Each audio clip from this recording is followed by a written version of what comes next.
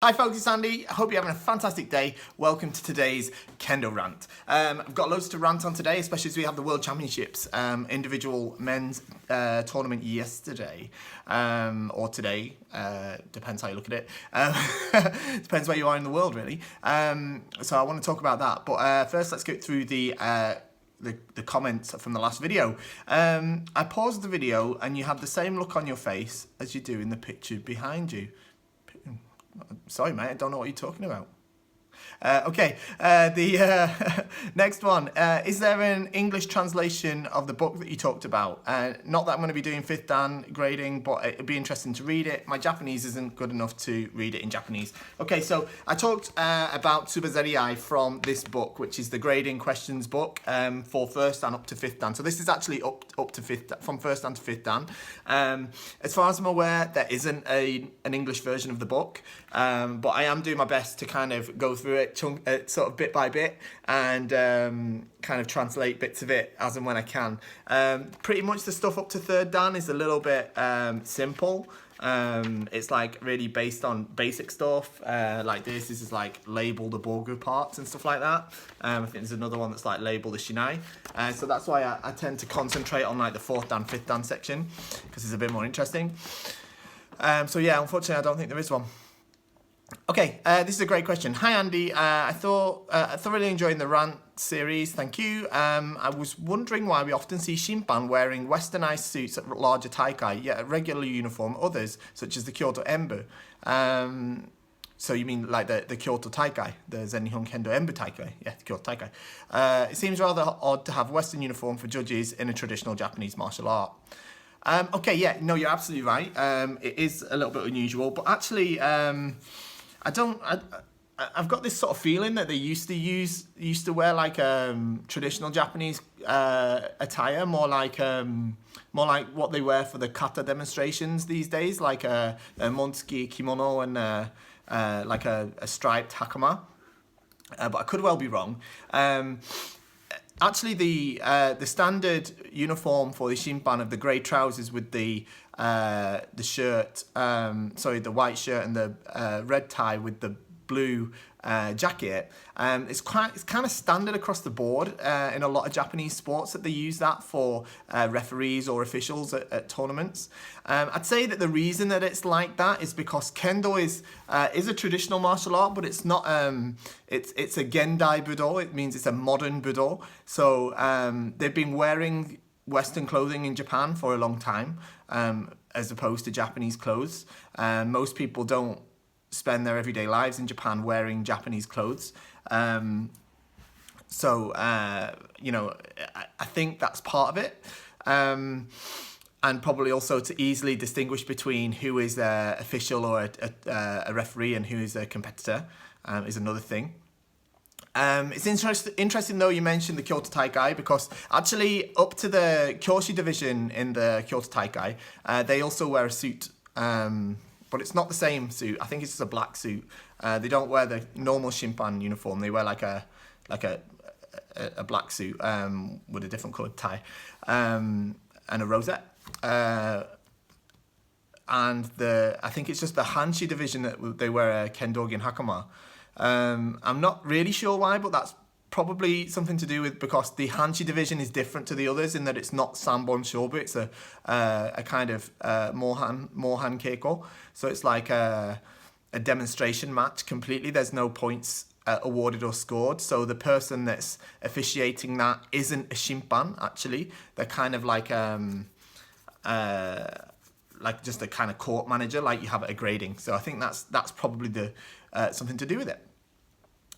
Okay, next one. The issue GI thing is an interesting one. I take your points on it definitely. It's fun and is sort of extracurricular Kendo related practice, a bit like kata though. It has some relevance to modern Kendo. But I think is a cool little side note that gives a nod to the history of Japanese sword and how it was used, particularly against Naginata or against Jo. I think there's also some benefits to it, but you could progress just finding Kendo without it equally. So things like challenging your perception of my ability to seme from a long distance, survive without your precious kotewaza, and learn to lift your leg out of the way without retreating. Essential to Kendo, perhaps not. Beneficial learning experience in general, sure, why not? It's like jumping out of your comfort zone to help someone else from another art do the same thing, enjoy a slice of Japanese culture and history whilst you're at it. Plus, you get to make some Budo friends outside the Kendo community, which is never a bad thing. In that sense, it still embodies practice of Budo for me, and it's cool in my books. Don't get carried away with it as the main Kendo journey. As the main Kendo journey's everyday dojo activity and progression path. And if overdone, these things could be more of a distraction than they could be. Okay, so, okay. Yeah, nice comment. That's actually the first time I've read the comment, so sorry, that's why I was a bit choppy with it. Okay, I disagree slightly that it's not a bit like kata. Kata is directly relevant to Kendo in lots of ways, whereas I don't think that Ishuji-ai is. Kata has lots of concepts actually that I use in my regular Kendo teaching to my students. I often say, oh, this is just like kata number 4, or this is just like kata number 7. But I never would consider, oh, this is like when you're fighting someone with a naginata as part of like a concept of Kendo. In terms of...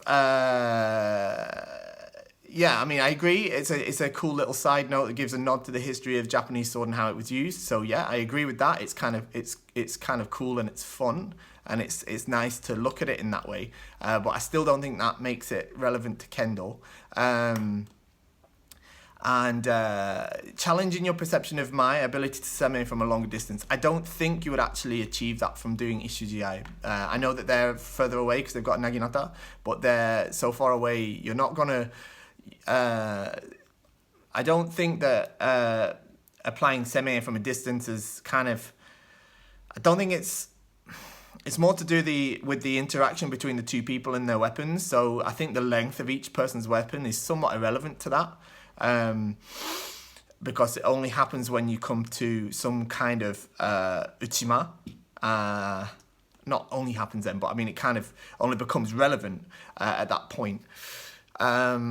So I don't think any sort of seme that you would be kind of improving on or learning about or anything like that that comes around in...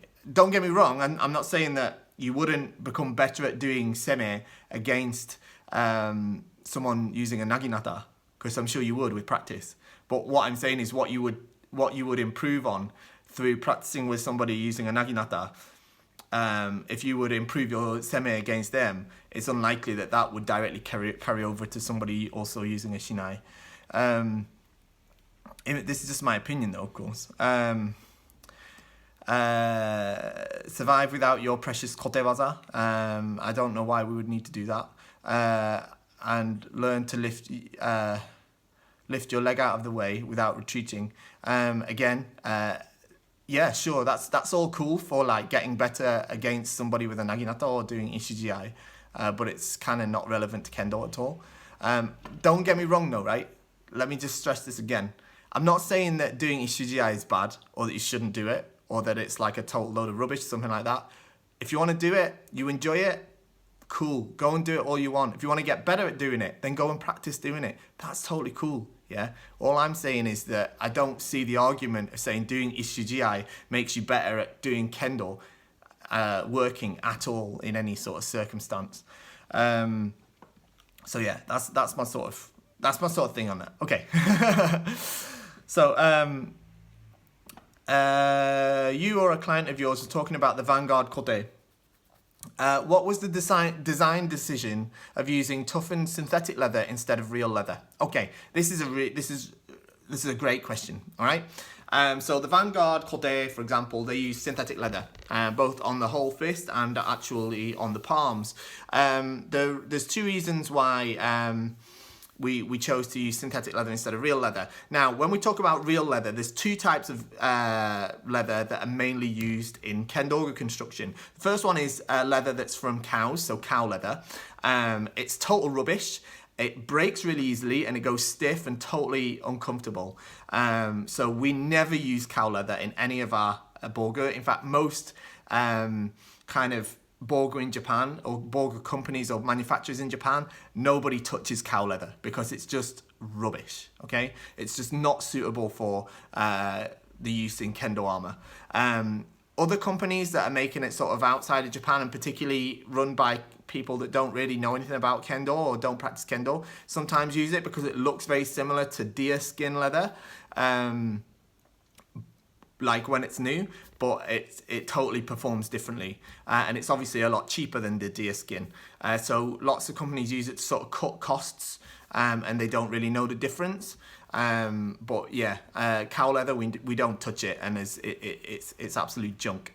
The other type of leather is deer leather, like I just mentioned. Deer leather is the best kind of leather to use for the best kind of real leather to use for Kendo Borgu, because it's very soft, it's very subtle, it reacts well to moisture, and it looks really nice too. It's very comfortable as well if it's used on like the kote palms, and it's pretty durable. Now, it's the downsides of deer leather is that it's for the kote palms, it's kind of arguably less durable than synthetic leather. And secondly, it certainly requires more care and attention. So yeah, it takes a lot more to look after. Finally, actually, there's three things that about it is it's much more expensive. So the reason that we chose to use synthetic leather instead of deer leather, because we would never use cow leather because it's total rubbish. I'll just hammer that point home again. But the reason we chose to use synthetic leather instead of the deer leather is, one, so that it could be affordable for all levels. The idea of the Vanguard is that so it's for all Kendo practitioners, whatever level you are. So if it's your first Borgu set, it's still affordable, but it's gonna last you a long time. Or even if you're sort of a higher grade person, even 4th, 5th, 6th, 7th dan, you can use a Vanguard Borgu with no problem. But yeah, it had to be affordable, and secondly, it had to be easy to care for. So that's kind of the reason. If we'd replaced all the leather parts with deerskin parts, then probably the price of it would go up quite considerably, and it's not really necessary. It's perfectly good enough, the synthetic leather, in terms of quality and durability. So that's why we took that decision. Okay. So yeah, I hope that covers that. A couple more questions, and I'll get into talking about the worlds, because I'm really up for talking about that. Okay. So the next one was a comment on the I'm just trying to see my computer screen behind my phone here. It's a comment on the Kendo show. It was a good one. It's a very short question, but I like it a lot. It says, question, what's the point of Fumikomi? Okay, it's like, that's a great question, because it's like one of those questions that nobody dares to ask for some reason. It's like some kind of heresy to ask why we do Fumikomi. It's I don't know why I don't know why it's considered like that, but and the answer isn't just because we do. We do Fumikomi because there's a couple of reasons, but the main reason is that okay, you stood facing your opponent and you want to step in and strike him as quickly as possible, and to do so, you leap forward and you strike, and you leap forward leading from your right leg, and you pull up with your left leg, and you carry on with momentum so that you can continue your move.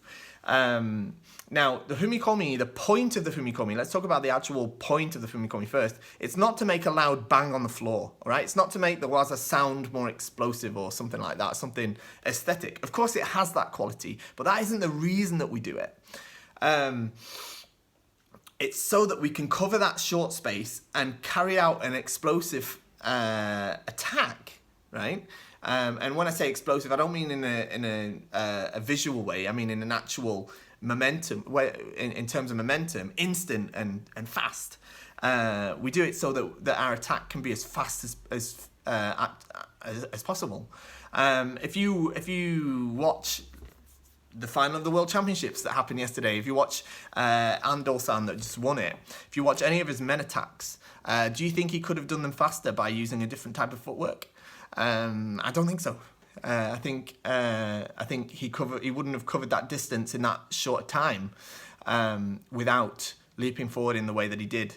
So the point of Fumikomi is to make our attacks dynamic and fast and more. I'm hesitant to say realistic, but I think dynamic is probably the best word.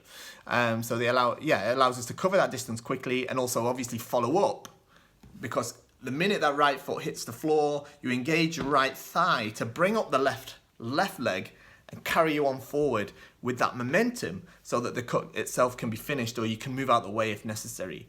So that's the reason for that. Okay, that's why it exists, and that's why we do it. Okay. Next one is this one came to me by Facebook message, and you actually wrote like you don't have to reply in video, but I am replying in the video because it's a lot easier for me to do it in the video. Let me just bring it up. But you're asking about teaching techniques to kids. Okay, so we talked about teaching kids Kendo before. But your question now is, how would you introduce new techniques and exercises to kids? For example, kirikaishi. Do you break it down to smaller chunks of kirikaishi and then combine them together at the end of keiko? Or do you do the whole thing from the start and pick out the mistakes and fix them as you go? Okay, so we've got our kids doing kendo, and we want to teach them how to do kirikaishi. Okay, let's roll with the example of kirikaishi. Now, I would make sure that the kids know how to do kirikaishi before I even think about putting them in bogu. And that doesn't go just for kids. That's my rule for everyone. But okay, if I'm going to teach them how to do kirikaishi, for me, the important thing that kids need to do when they're doing kirikaishi is they need to know. I think what I would do first, I mean, they need to know the overall skeleton of it, okay? So I think what I'd be teaching them first is just to do a single lap of kirikaishi, but I teach them the whole thing. Now, what I'd be really clear about here is the term kirikaishi, okay? The term kirikaishi means to cut and return, all right? And it means the exercise that we do where we do repetitive left and right men strikes, okay? Now, kirikaishi on its own doesn't mean the always doing sort of men tayatari and then the 4 forwards, 5 back set 2 times and through, which is what the kind of universal practice is, right? That isn't the only kirikaishi, okay? That's the most popular one, okay? But some places do 3 sets, some places only do 1, some do 30 of these cuts, some do 50, some do only 5. All of those are kirikaishi, okay? So, with that being said, if I was wanting to get them up to being able to do the 2-set version, all right?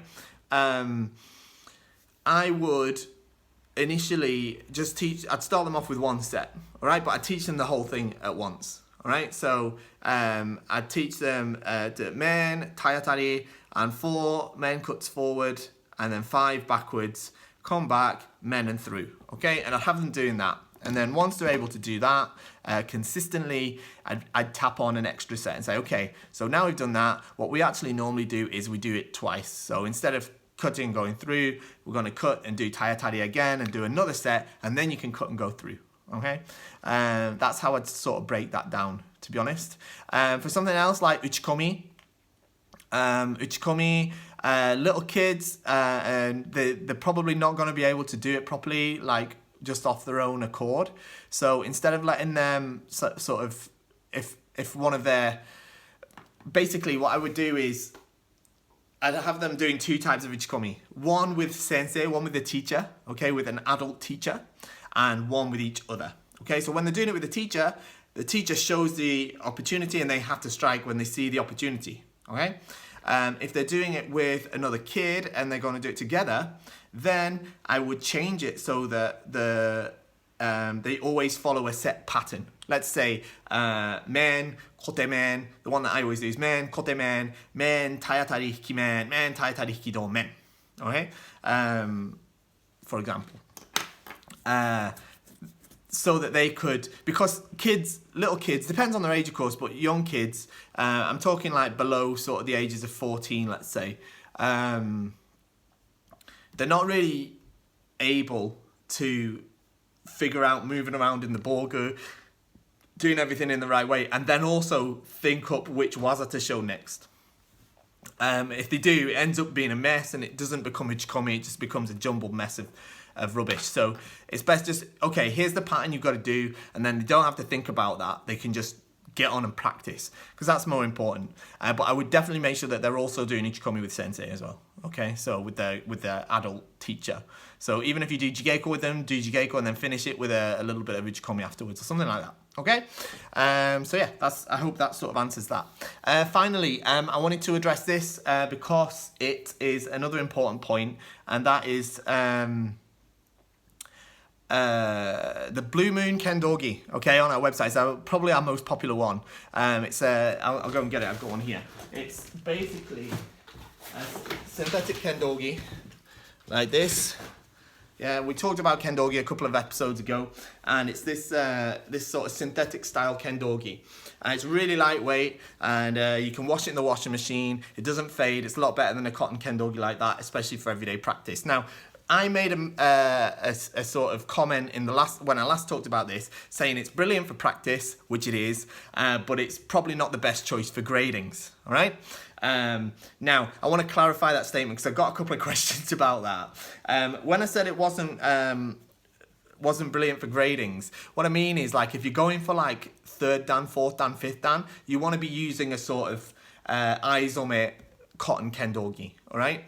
If you're going for like 3rd Q or something like that, or it's a Q grade, even like IQ or Shodan or something like that, you should be fine with this, all right? They shouldn't be kind of judging you on what kind of Kendogi you've got. That's too harsh at that level, okay? When you're talking about higher dan grade, you know, I won't be wearing this in my next grading because I'm talking about a higher dan grade. But, you know, sort of beginner level Q grades and like low dan grades, then it's totally fine, okay? I just wanted to clear that up first off, because I did get a couple of questions about it, and I don't want to sort of misrepresent it. And before I get into talking about the World Championships, I want to talk about this as well. I've got to do a bit of a plug. This is my Gaia Hakama. This is a synthetic Hakama. We're giving one of these Blue Moon Kendogis away free with this right now. So go and check it out on the KendoStar website. This is the best Hakama I've ever had. I absolutely love it. It's a synthetic one, so I use it mainly for my practice. What's great about it is it's a beautiful dark navy colour, right? It looks just like a cotton Kendogi. I'm actually considering wearing this for my grading because I reckon I could get away with it.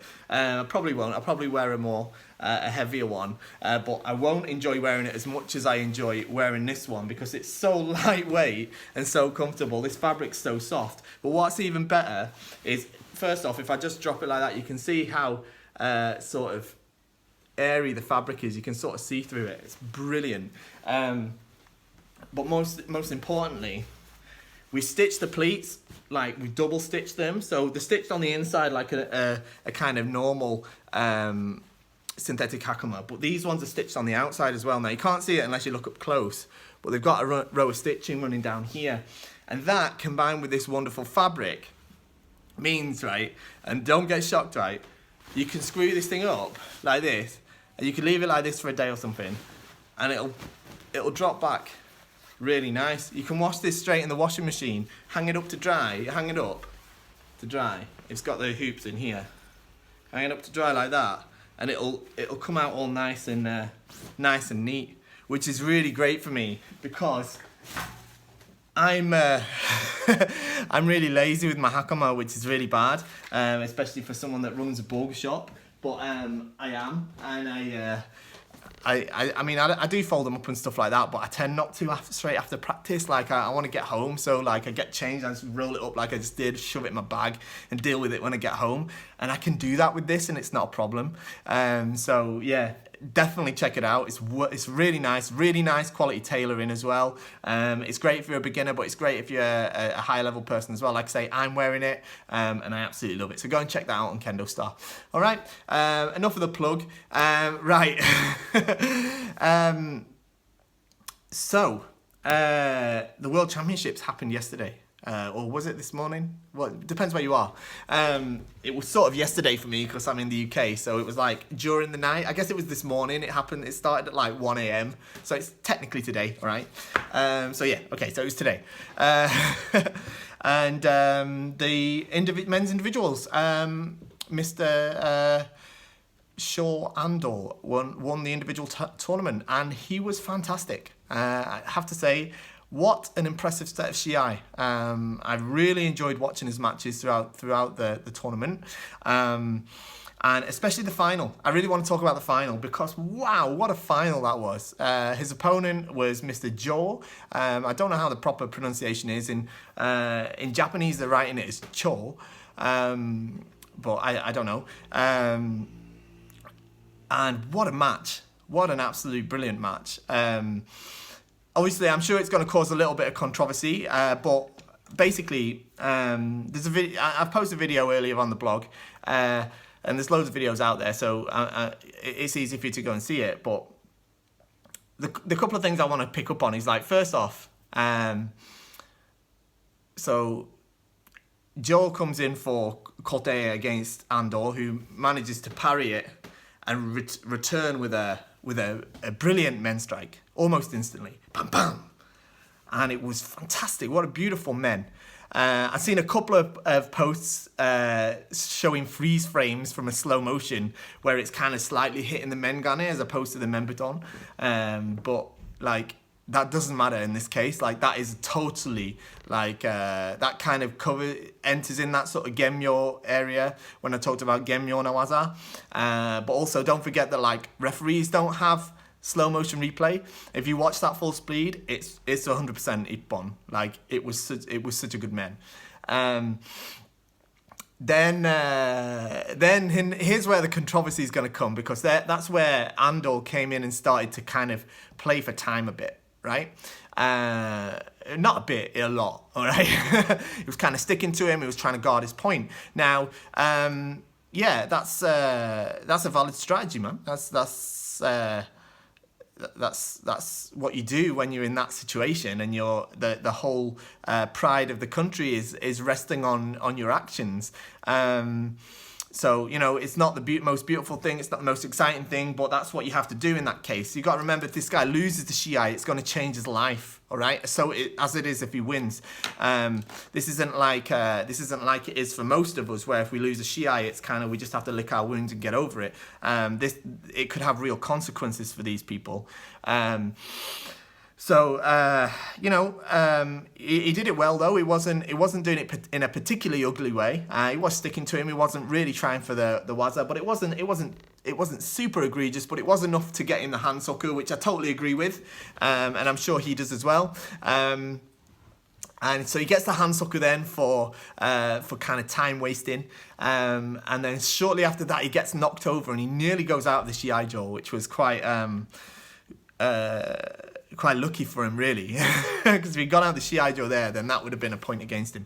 But shortly after that, he comes in with this beautiful Dabanamen, and it was so textbook. It was exactly what I wanted to see, and what really made me happy about it, and it brings joy to me every time I watch the replay of it, and it's because, okay, this is the World Championships, this is the top level, it's the final, all right, and what he really did was he showed us this beautiful example of these waza, and it was so refreshing.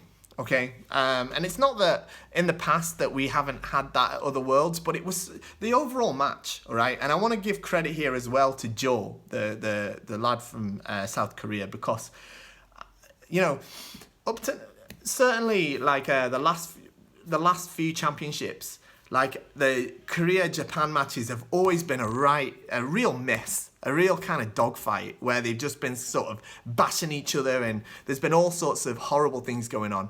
But this overall Shiai was just such a, you know, obviously they're both fighting really vigorously, and you know, both want to win, but there isn't so much of that sort of messiness. It was a really clean Shiai. It was a really kind of it's what I think the kind of pinnacle of Shiai should be. It reminded me of those Shiai from sort of 10-15 years ago, from the All Japans of my favorite era. So it was really nice to watch that.